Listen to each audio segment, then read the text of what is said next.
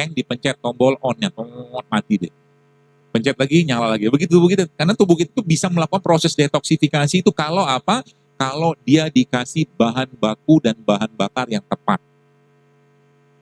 Bahan baku pertama apa? Asam amino. Bahan baku pertama, asam amino. Dari mana kita bisa dapatkan asam amino itu? Manusia Allah ciptakan dari apa? Tanah. Dalam surah Al-Mu'minun Allah bilang walaupun khalaqnal insana min sulalatin min tin, kata kami ciptakan manusia dari tanah. Maka kita butuh semua unsurnya tanah. Kita nggak bisa makan tanah. Maka kita mengambil sarinya tanah. Kita mengambil intinya tanah. Siapa yang bertugas mengambil saripati intinya tanah? Ada satu makhluk namanya lebah. Lebah itu mengambil madu kan. Madu itu diambil dari mana? Dari puncuknya bunga tadi, dari bunga atau segala macam, diambil dari akar kan sebenarnya kan. Jadi madu itu saripatinya tanah. Bahasa lainnya madu itu adalah ya komponen asam amino terbaiknya manusia itu ada pada madu. Maka makan madu itu tiap hari. Gitu. Yang pertama asam. Yang kedua apa? Indonesia, negeri tropis. Allah menciptakan di sini satu air yang sangat steril, yang isinya isotonik air tadi, ya. Isotonik itu maksudnya sama tonisitasnya dengan cairan tubuh kita. Ya, dan dia sangat steril. Air itu namanya apa? Air kelapa. Air kelapa itu isinya sama amino juga. Subhanallah kan. Jadi kalau kita udah ngerti Indonesia ini berlimpahnya luar biasa, subhanallah. Saya katakan, kadang-kadang kalau kita yang Bapak Ibu sempat Allah kasih rezeki luar negeri, bingung. Saya tuh pernah ke Jepang. Di Jepang tuh punya duit tapi nggak bisa makan. Ini babi, itu babi, semua babi. Ya, bahkan nasi pun mereka pakai mirin. Mirin tuh kayak araknya, supaya nasinya pulen. Dikasih mirin coba. Gitu. Akhirnya terpaksa lah waktu kapan hari ke Jepang beberapa tahun lagi itu kan saya bawa mie, pergi ke restorannya, nggak berani juga pakai piringnya karena piringnya campur sama babi-babian. Akhirnya saya makan mie tadi pakai gelas cangkir. Bagian dari kita menjaga, ya seperti itu. Asam amino. Asam amino. Jadi apa tuh namanya? Tubuh kita dari saya katakan gen-gen tadi dia butuh asam amino. Ya. Maka air kelapa itu menjadi salah satu itunya, apa tuh namanya, solusinya. Kalau Bapak Ibu punya racun tikus, ya, racun tikus itu katakanlah racun tikus atau racun hama lah yang cair ya, lalu Anda masukin ke dalam air kelapa gini kan, masuk itu gumpal dia. Itu dahsyatnya air kelapa. Maksudnya apa? Racun tikus bisa dikoagulasi, digumpalkan sama dia, nggak bisa larut dalam airnya. Kekuatan dari air kelapa itu untuk apa ya? Untuk mencegah racun atau mengikat racun. Itulah bahasa. Tubuh kita banyak racunnya? Banyak. Kosmetik kita banyak bahan kimia, odol kita macam-macam tiap hari gitu kan. Maka jadwalin tuh makan atau minum air kelapa. Setiap seminggu tuh minimal sekali atau 2 kali lah. Setiap hari, yang kelapa muda atau kelapa tua tergantung usia Anda. Kalau Anda sudah tua, minum yang tua.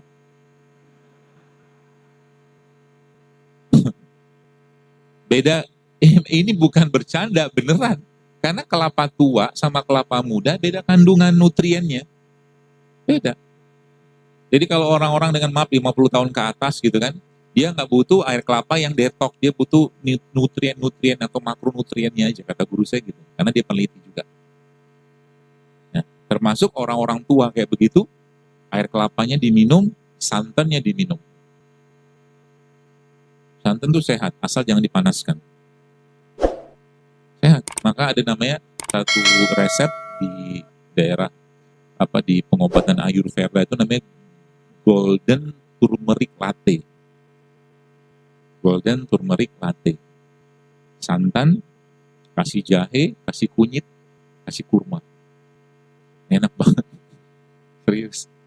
Dan lemak dia, ada lemak yang sangat baik untuk jantung. Jadi nanti kalau ibu-ibu Anda misalkan meres santan, nah santannya tadi diperosnya pakai airnya, jangan pakai air biasa. Paham ya? Jadi meres santan itu pakai airnya. Terus santannya diapain? Jangan digodok, rusak dia. Panasan pada santan kan rusak. Maka Indonesia itu kan punya satu makanan yang santan dipanasin berulang-ulang tuh. Ada daging dikasih santan, panasin. Namanya apa? Bukan Pak, namanya rendang kan? Tidak apa-apa makan rendang, silakan. Ya. Rendang itu diakuin sama CNN apa kalau nggak salah sebagai makanan paling enak di dunia coba, Masya Allah. Emang enak sih. Kenapa enak? Karena santan dipanasin berulang-ulang. Semua dipanasin berulang-ulang pasti enak.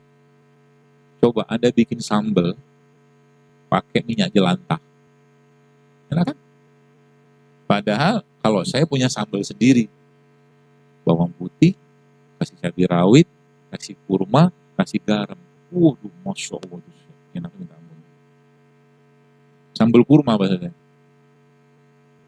Karena saya nggak pakai gula kan, kita pemanis kita tuh kurma. Nanti cobain ya. Jadi sambal, bawang putih, cabai rawit, kasih kurma, kasih garam sedikit, mau tambah tomat sedikit tidak apa-apa. Ya diulek lah, masa dilihatin doang.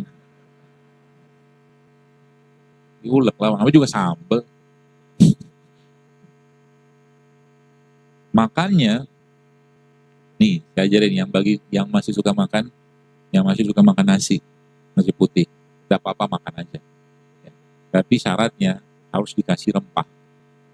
Ini cara bikinnya begini, catat. Bapak-bapak nyatet nggak buat apa, masak juga enggak. Mau catat. Paling ente terima jadi doang. Hah? Ambil bawang merah, tapi tidak apa-apa, catat aja. Bawang merah cacah-cacah gitu, bawang putih sama serai. Oke? Bawang merah, bawang putih sama serai. Lalu si bawang merah, bawang putih sama serai, tambah sedikit sama cabai. Cabai nggak perlu cabai rawit, cabai merah biasa aja yang nggak perlu terlalu pedas, nggak apa-apa. Nanti itu ditumis pakai minyak zaitun dengan api kecil. Apinya kecil aja. Asal keluar aroma sebentar. Minyak zaitun yang apa? Jangan pakai yang cooking oil, tapi extra virgin olive oil. EVO. Atau kalau enggak, biasakan di rumah, kalau tetap pengen makan yang digoreng, pakai minyak kelapa. Minyak kelapa tuh home industry sebenarnya. Bisa dibikin rumahan. Kalau minyak kelapa sawit, kapitalisasi. Kan gitu kan? Gitu. Jadi gorengnya pakai, atau tadi numisnya pakai minyak coconut oil cooking coconut oil apa namanya gitu. Ada tuh. Ya. Tumis. Gak usah panas-panas. Sampai keluar aroma sebentar, angkat, campurkan sama nasinya. Hah? Kenapa? Campur sama nasinya. Bumbu tadi itu semakin banyak semakin bagus. Terutama bawang merah sama bawang putihnya. Semakin banyak semakin bagus. Oke? Karena bawang merah bawang putih salah satu sayuran yang nama itu alium, dia tuh mengandung serat yang sangat tinggi, samping anti kanker, banyak lah bawang-bawangan itu. Aduk-aduk gitu kan. Lalunya lagi, kau udah teraduk tuh, bawangnya banyak, merahnya banyak, putihnya banyak. Tambahkan sedikit dengan kismis. Dikit aja kismis buat ada rasa manisnya.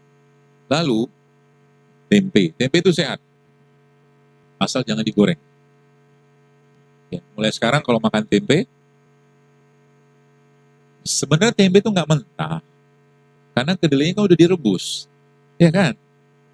Ya, dia tempe udah matang, kedelai udah matang. Cuman bahasa kita mentah tuh karena nggak digoreng aja.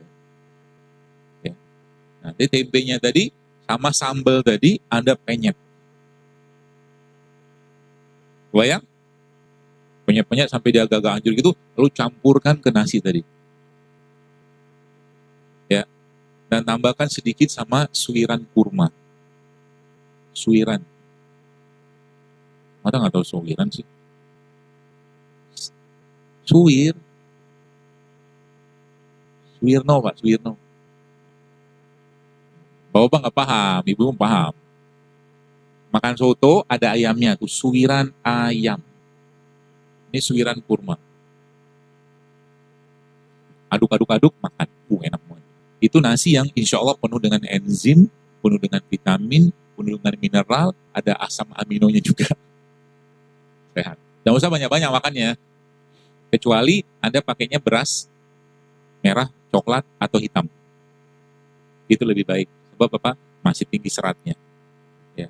Kalau beras putih, saran saya atau nasi putih jangan banyak-banyak. Jadi kalau tetap pengen makan nasi putih, saya sih tidak bisa melarang. Tapi kalau tetap ya nggak apa-apa, mungkin sesendok 2 sendok aja.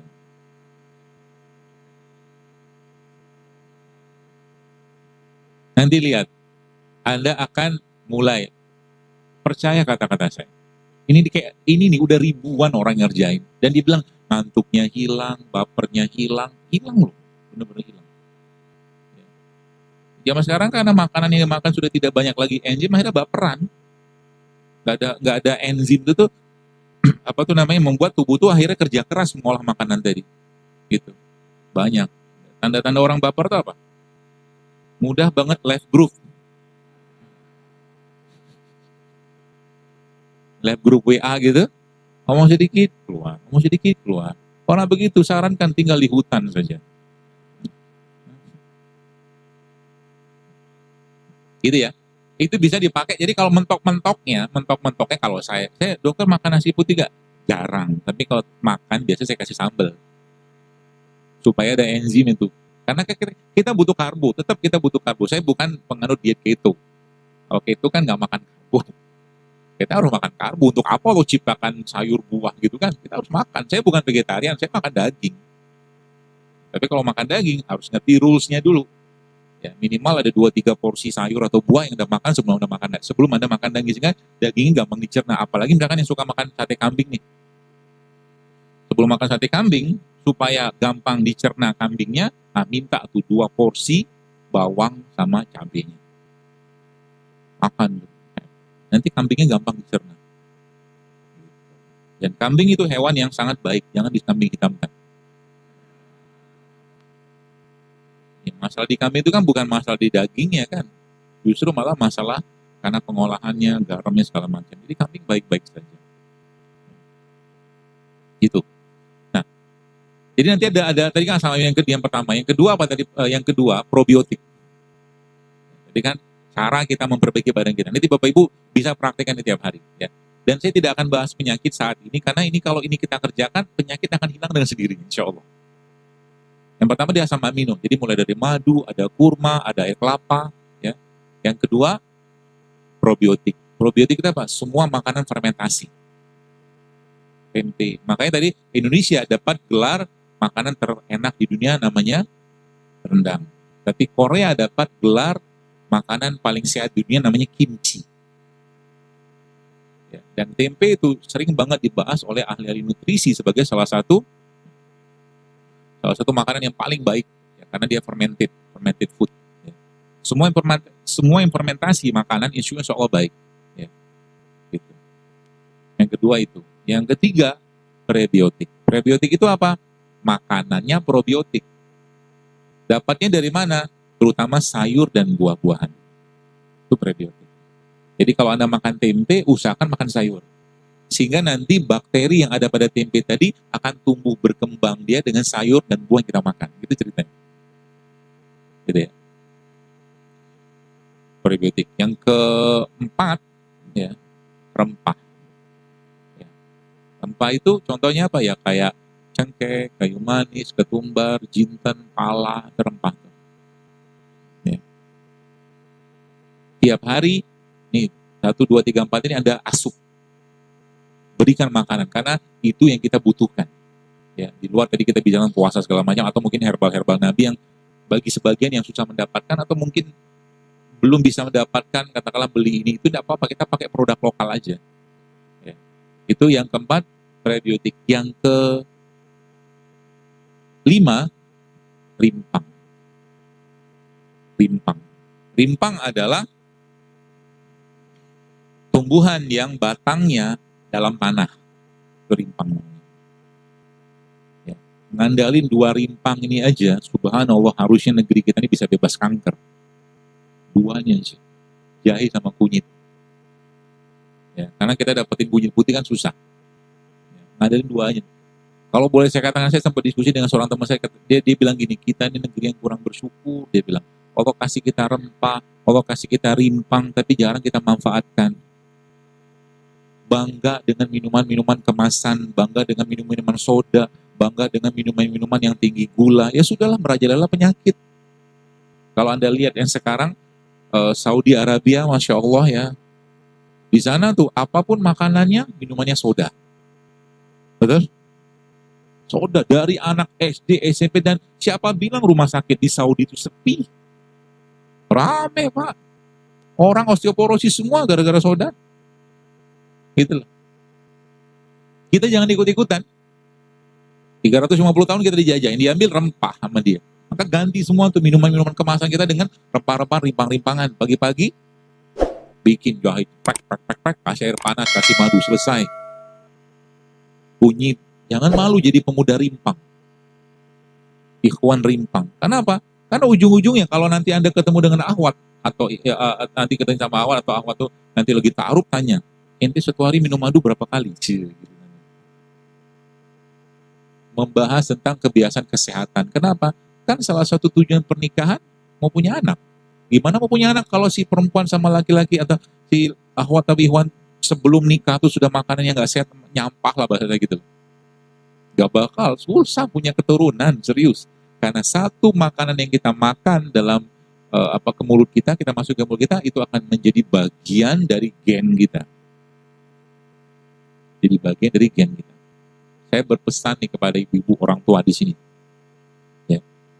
Jangan, jadi kalau anak Anda, Bapak-Ibu sekalian, pengen makan yang gak sehat, larang. Bukan larang, jangan kasih kesempatan mereka. Kulkas Anda di rumah, ya, kalau misalkan belum ada anggaran untuk memenuhi kulkas dengan buah-buahan, biarin kosong aja. Gitu. Mau beli ikan, mau masak ikan, pergi ke pasar, beli ikan segar, masak, gak usah di frozen. Lebih bagus ikan fresh. Gitu. Ya.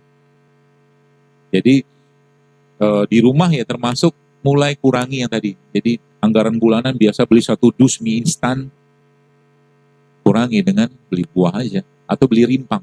Mie instan mungkin 1 dus ya mungkin 100.000 lah, saya nggak tahu harganya berapa. Banyakin beli rimpang ya. Anak-anak kenalkan dengan rimpang-rimpangan. Anak-anak kenalkan dengan makanan minuman sehat. Sehingga nanti kalau orang tuanya mengajarkan kayak begitu, nanti mereka nanti juga akan mengajarkan pada anak-anaknya dia. Karena itu kebiasaan, habit itu diturunkan. Ya, seperti itu. Rimpang ya. Laki-laki nih, coba bapak-bapak sekalian nih. Ada dua rempah ini dan 2 tumbuhan ini, kalau boleh saya katakan coba mulai dirutinkan diminum untuk meningkatkan atau membooster testosteronnya. Yang pertama kunyit, yang kedua habatus sauda. Ya, jadi Anda ambil kunyit, ya kunyit itu dipotong-potong aja, kasih masuk air panas nanti, lantas kasih madu nanti sedikit atau kasih jeruk nipis sedikit. Lalu diminum sama habatus sauda, atau habatus sauda ini dimasukkan ke dalam air juga nggak apa-apa, dibuka kapsulnya. Itu akan membooster testosteron. Nanti kelaki-lakiannya akan muncul. Laki-laki itu kan ar-rijalu qawwamuna 'alan nisa. Gitu. Perkasa dia nanti. Insya Allah. Asal jangan makan tepung. Jangan banyak-banyak makan tepung. Ya. Itu ya. Asam amino, probiotik, prebiotik, rempah sama rimpang. Tiap hari usahakan mengasup itu. Usahakan.